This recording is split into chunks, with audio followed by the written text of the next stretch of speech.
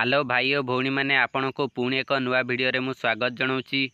आपण को ये भिडियो रे मु कहबी सुभद्रा योजना रे आपण किपरि अप्लाई करेंगे।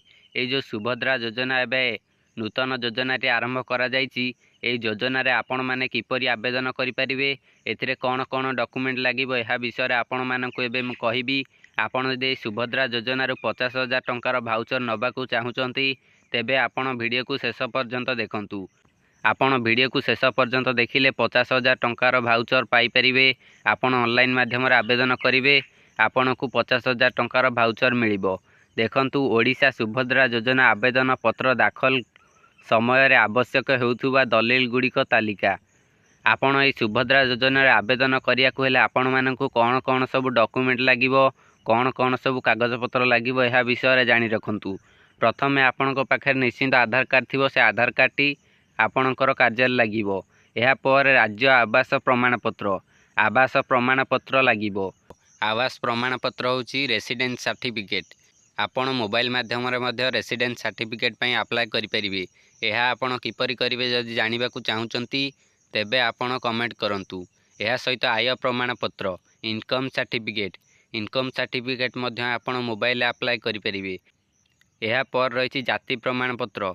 आपण को जाति प्रमाण पत्र दबा को पड़िबा। आपण एसटी की ओबीसी की जनरल को कैटेगरी आउचंती, एथि पई आपण मानन को जाति प्रमाण पत्र दबा को पड़िबो। आपण आवास प्रमाण पत्र, आय प्रमाण पत्र और जाति प्रमाण पत्र ए तीनोटी जाक किपरि मोबाइल ले आवेदन करिवे मागणा रे, एहा जदि जानिबा को चाहुचंती तेबे आपण माने कमेंट करंतु। मु आपण को जणै देबी जाति प्रमाण पत्र, आय प्रमाण पत्र और आवास प्रमाण पत्र किपरि आपण आवेदन करिवे। एहा पर रहिछि रेशन कार्ड।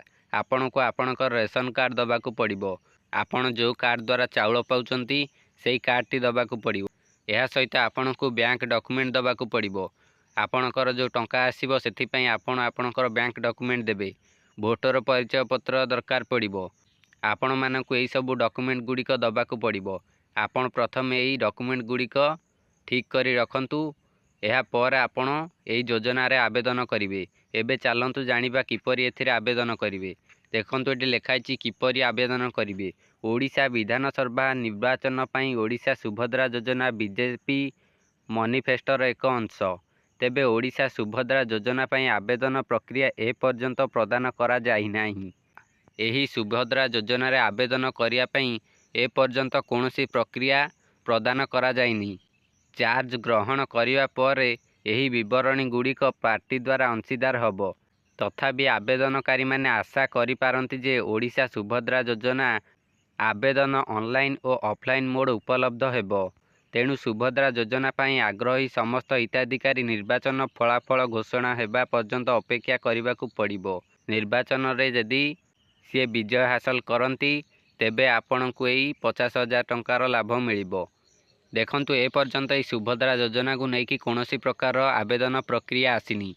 आपण यदि सुभद्रा योजना रे आवेदन करिया को चाहुचंती तेबे आपण को मु जो डॉक्यूमेंट कहली एही सब डॉक्यूमेंट गुड़िक आपणक पाखे रहिबा दरकार। आपण निज मोबाइल साहाय्य रे आपण एही सुभद्रा योजना रे अप्लाई करि परिबे।